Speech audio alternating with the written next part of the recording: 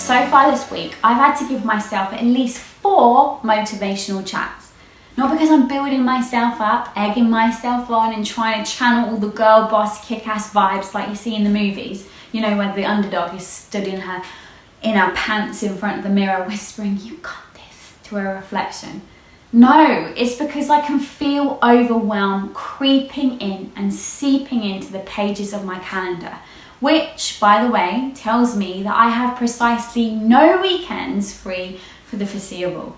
And no weekends free means stuff and commitments and meetings and being social, when honestly, sometimes I'd rather just potter around my house, primping cushions and lighting candles in my grey, cozy loungewear and slippers.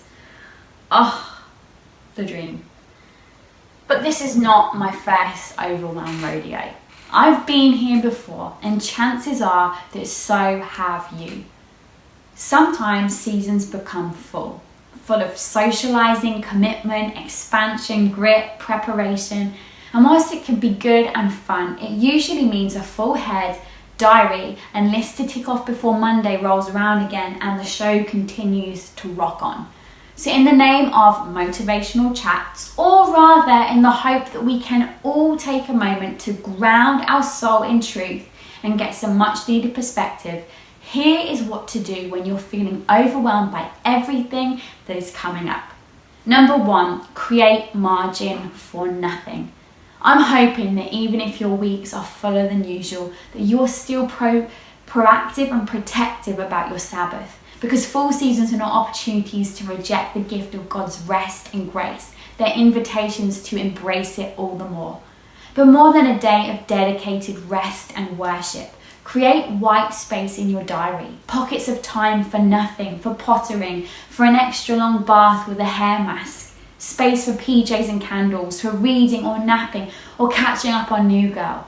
Create margin where nothing can get squeezed in last minute. Number 2, pay attention to the atmosphere. We all create atmospheres, and they're either good, bad, or grey. That murky in between.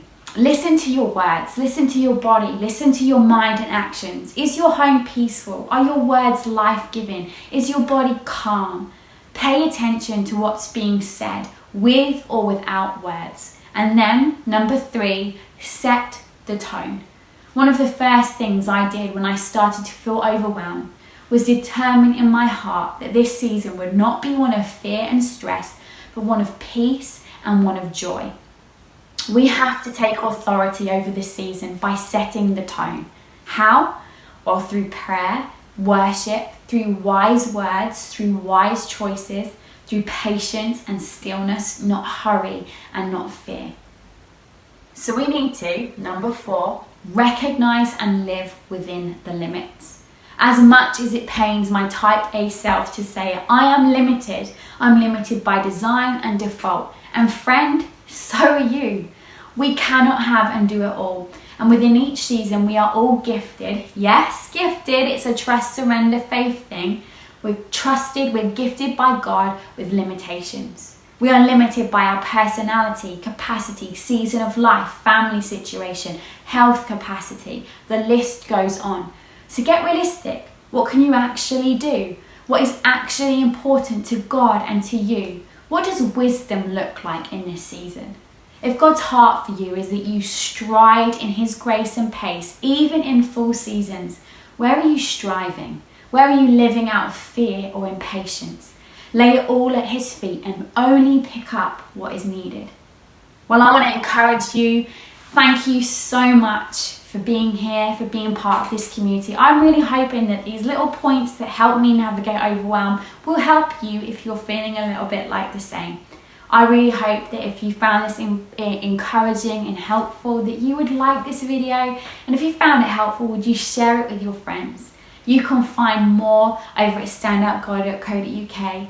And in the meantime, I want to leave you with another thought, that you, my friends, are the only expression of God that there will ever be. So until next time, stand out, girl.